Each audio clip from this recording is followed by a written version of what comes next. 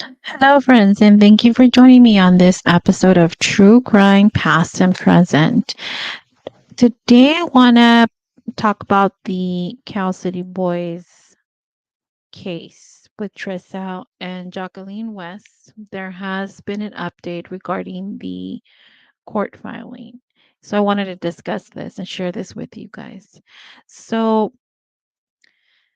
the prosecutors have sought to stop Trissau and Jacqueline from seeing their two biological children and their remaining two adopted children. So, if you recall the case, there was a total of six children in the home.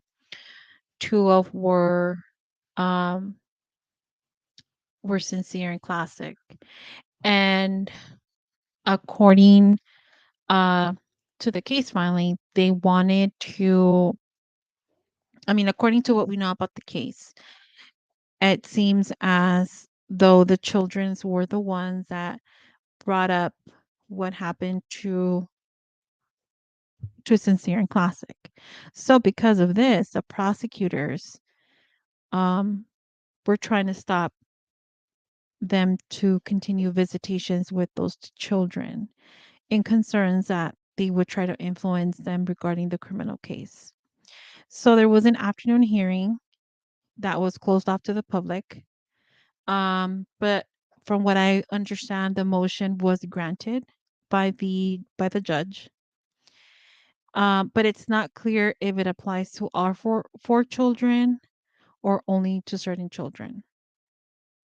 Now, these type of filings suggest that either one child may have witnessed a crime or be and may be called to testify. So that's why they're trying to protect the children.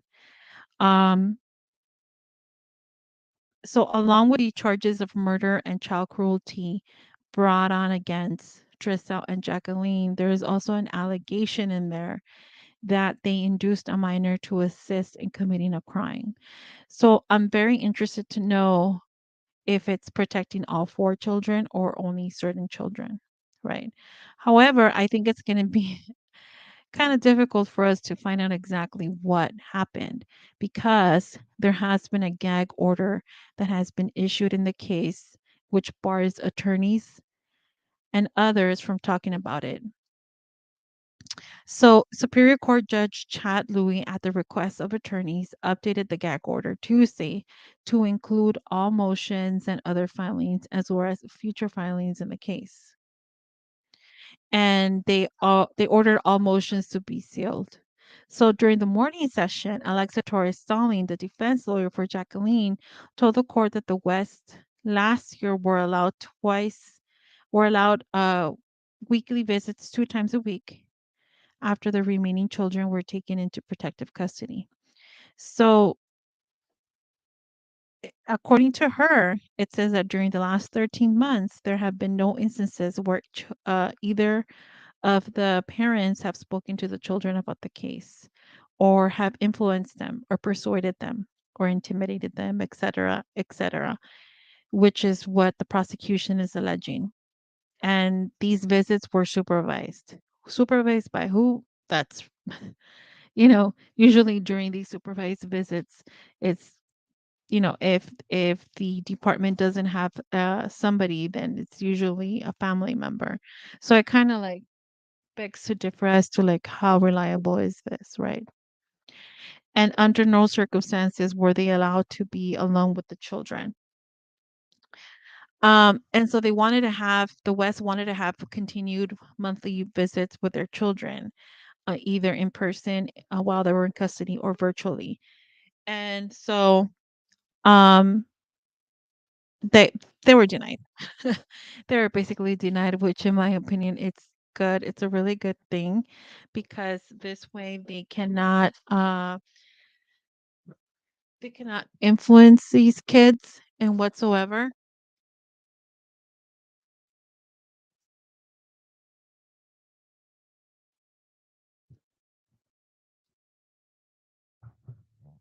And so this is probably a way we can better have a more fair trial and possibly even leading to the truth and to what happened and possibly even locating their bodies at this point. So yeah, I wanted, I got this little update. I said, you know what, let me go ahead and provide it to you guys. A little unorthodox.